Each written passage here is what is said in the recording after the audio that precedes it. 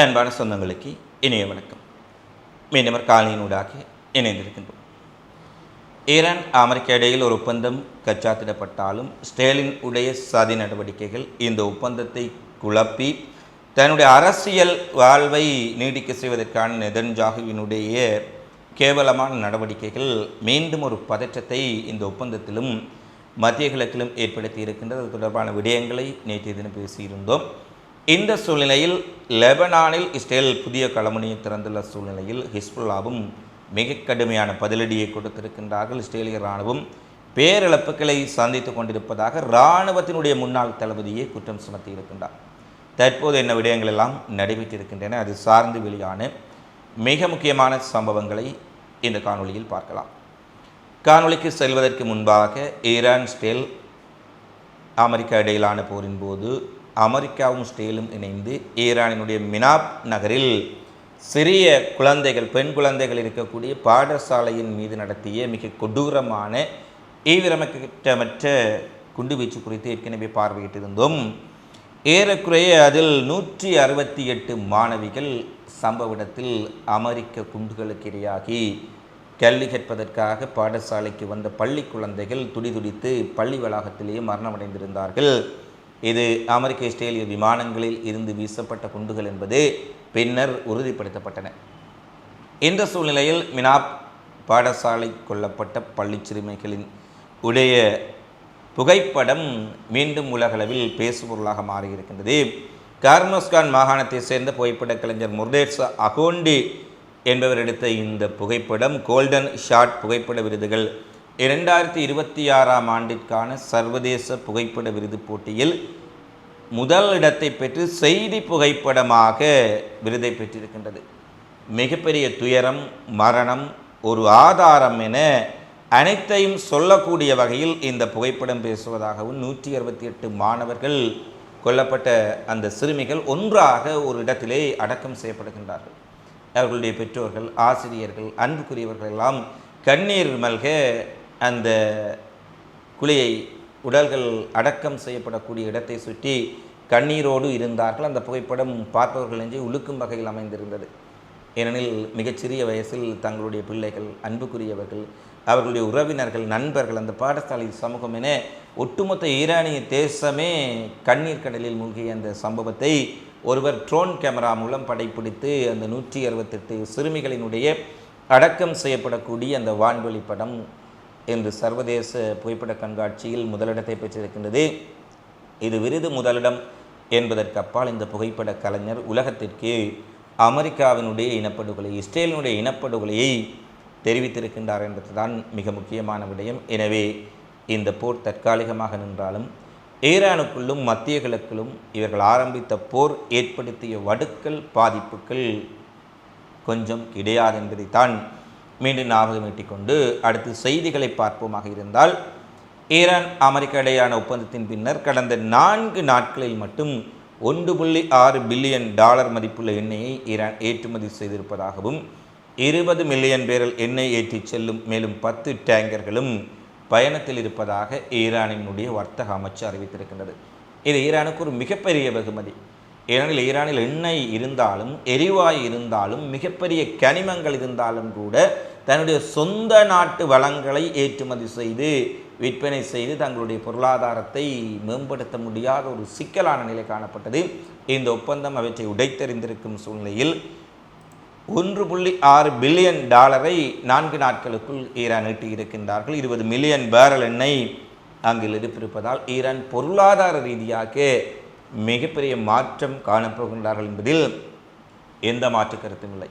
மத்திய கிழக்கிலேயே ஒரு மிக பெரிய அசைக்க முடியாத பொருளாதார சக்தியாக, இராணுவ சக்தியாக, பலம் பொருந்திய ஒரு சக்தியாக ஈரான் உருவாகப் போகின்றது என்பதை தெளிவாக பார்க்கக்கூடியதாக இருக்கின்றது. அது இஸ்ரேல் நினைத்தாலும் கூட தடுக்க முடியாத அளவுக்கு ஈரானுடைய வளர்ச்சி தற்போது பார்க்கக்கூடியதாக இருக்கின்றது.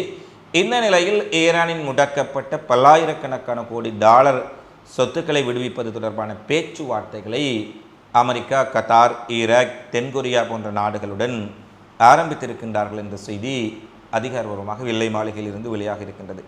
அதிலும் குறிப்பாக அமெரிக்க ஈரான் உறவுகளில் ஒரு திருப்புமுனை உருவாக இருக்கும் சூழ்நிலையில் பல தசாப்த பொருளாதார தடைகள் காரணமாக ஈரானை உலகளாவிய நிதி சந்தைகளில் இருந்து தள்ளி வைத்திருந்த நடவடிக்கைகள் நிறுத்தப்பட்டிருக்கின்றன. தென்கொரியா மற்றும் ஈராக் போன்ற நாடுகளில் ஈரானின் எண்ணெய் விற்ற பணம் பில்லியன் கணக்கான டாலர்கள் முடக்கப்பட்டிருக்கும் சூழ்நிலையில் இவற்றையெல்லாம் மீண்டும் ஈரானுக்கு வழங்குவது தொடர்பாகவும் எரிசக்தி உட்கட்டமைப்பு உற்பத்தி போக்குவரத்து உள்ளிட்ட துறைகளில் வெளிநாட்டு முதலீடுகளை ஈர்க்கக்கூடிய உலகிலும் பேச்சுவார்த்தைகள் ஆரம்பித்திருக்கின்றன.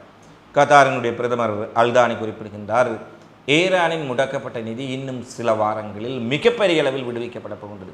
அது கத்தார் வங்கிகளில் இருக்கக்கூடிய நிதியாக இருக்கலாம், ஈராக்கினுடைய வங்கிகளில் இருக்கக்கூடிய நிதி, தென்கொரியா, ஜப்பானின் அமெரிக்காவுக்கு யாரெல்லாம் நெருக்கமாக இருந்தார்களோ அந்தந்த நாடுகளில் ஈரானுடைய சொத்துக்களும் நிதிகளும் முடக்கப்பட்டிருந்தன. அவையெல்லாம் மீண்டும் ஈரானுக்கு கொடுப்பதற்கான பேச்சுவார்த்தைகள் தற்போது தீவிரப்படுத்தப்பட்டிருக்கின்றன. முன்னாள் அமெரிக்க அதிபர் பராக் ஒபாமா ஒரு விடயத்தை குறிப்பிட்டிருக்கின்றார். ஈரான் போர் என்பது அமெரிக்காவுக்கு ஒரு தேவையில்லாத விடயம். அதாவது நீ பிடுங்கியதெல்லாமே தேவையில்லாத ஆணி என்று சொல்வார்கள் ஒரு படத்தில் வடிவேலு. அதே போல் ஒபாமா குறிப்பிடுகின்றார், ஈரான் போரில் ட்ரம்ப் செய்த அத்தனையுமே தேவையில்லாத விடயங்கள். ஈரான் மீது குண்டு வீசியமை, ஈரானில் இருக்கக்கூடிய தலைவர்களை படுகொலை செய்தமை, இஸ்ரேலுக்கு ஆயுதங்களை அனுப்பியமை, ஈரானுக்கு ஆதரவாக வந்த கவுதிகள் ஹிஸ்புல்லா மீது தாக்குதல் நடத்தியமை என அமெரிக்கா செய்த அத்தனை தாக்குதல்களும் பயனற்றவை, தேவையற்றவை. அமெரிக்காவின் பில்லியன் கணக்கான டாலர்களை நீங்கள் எந்த ஒரு பயனும் இல்லாமல் செலவு செய்து விட்டீர்கள். விலை மதிப்பற்ற அமெரிக்க இராணுவத்தினரின் உயிர்களையும் அழித்து விட்டீர்கள். உயிரிழப்புகளின் எண்ணிக்கை, ஈரானிய தாக்குதலில் கொல்லப்பட்ட அமெரிக்க இராணுவத்தினரின் எண்ணிக்கை நீங்கள் சொன்ன இழப்புகளை விட பல மடங்கு அதிகம். அமெரிக்காவினுடைய முன்னாள் அதிபர் குறிப்பிடுகின்றார், சாதாரண செய்தி ஊடகங்கள் குறிப்பிட்டார், ஈரானுடனான யுத்தத்தில் இஸ்ரேலும் அமெரிக்காவும் தங்கள் தரப்பினுடைய இழப்புகளை மிகப்பெரிய அளவில் மறைக்கின்றார்கள் என்பதை நாங்கள் மீண்டும் மீண்டும் வலியுறுத்தி இருந்தோம். ஏனில் மத்திய கிழக்கில் 20க்கும் மேற்பட்ட நாடுகளில் இருந்த அமெரிக்க தளங்களை ஈரான் துவம்சம் செய்திருந்தார்கள். Kuwait, Saudi Arabia, Qatar, Bahrain, Oman என அனைத்து நாடுகளிலும் ஐக்கிய அரபு எமிரேட்ஸ்னு எங்கெங்கெல்லாம் அமெரிக்க தளங்கள் இருந்ததோ அங்கெங்கெல்லாம் துவம்சம் செய்யப்பட்டன.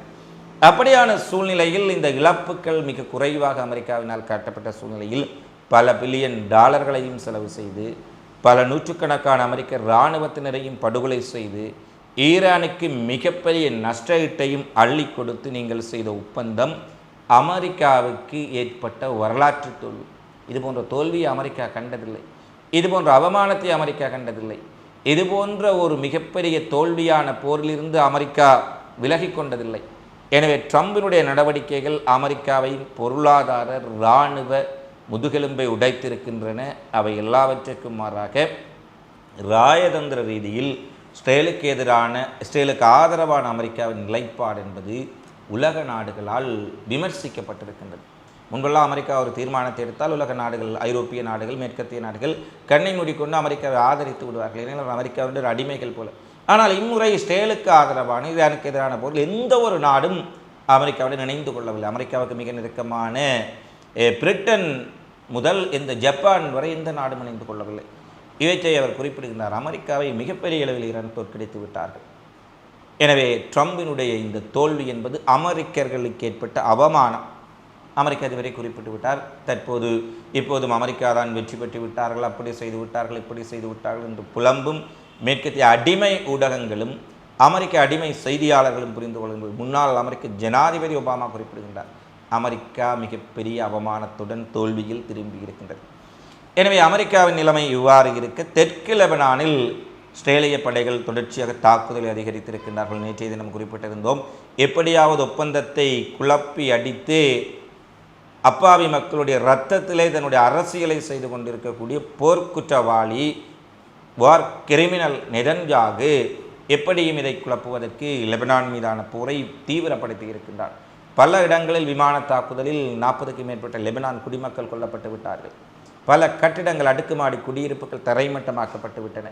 ஈரான் பேச்சுவார்த்தைகளை நிறுத்தி வைத்திருக்கின்றார்கள். அவை நேற்றைய காணொலியில் பேசியிருந்தோம்.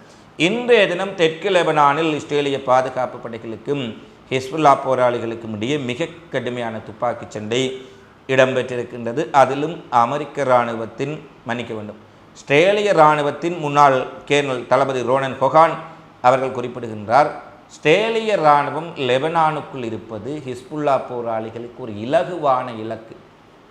ஒரு விலங்கினுடைய வாயில் இரையை கொண்டு போய் வைப்பதைப் போல ஹிஸ்புல்லாக்களினுடைய பகுதிக்குள் ஊடுருவி இருக்கக்கூடிய இஸ்ரேலிய இராணுவத்தினர் ஹிஸ்புல்லாவுக்கு தினமும் இரையாக்கப்பட்டு கொண்டிருக்கின்றார்கள்.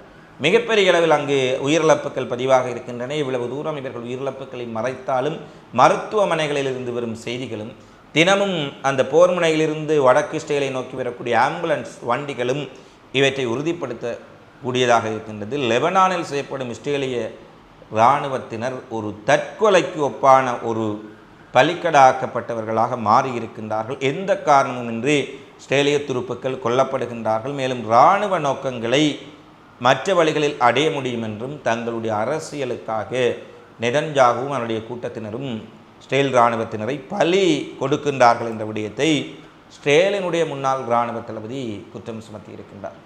இந்த நிலையில் இன்று அமெரிக்க ஊடகங்கள் வால் ஸ்ட்ரீட் ஜேர்னல் ஒரு செய்தியை வெளியிட்டிருக்கின்றார்கள். லெபனான் போர் முனையில் இஸ்ரேல் மிகப்பெரிய தாக்குதல்களை நடத்தி சம்பவங்களை செய்தாலும் அங்கு அதிக அளவில் அப்பாவி லெபனான் மக்கள் தான் கொல்லப்படுகிறார்களே தவிர ஹிஸ்புல்லாக்களை இவர்கள் பெரிய அளவில் முறியடிக்கவில்லை.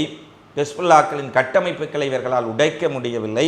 கடந்த ஒரு மாத காலத்தில் மட்டும் இஸ்ரேலிய இராணுவத்தினர் 28 பேர் ஹிஸ்புல்லாவினுடைய தாக்குதலில் கொல்லப்பட்டிருக்கிறார்கள். 28 பேர் 30 நாட்களில் ஹிஸ்புல்லாவின் தாக்குதலில் கொல்லப்பட்டிருக்கின்றார்கள்.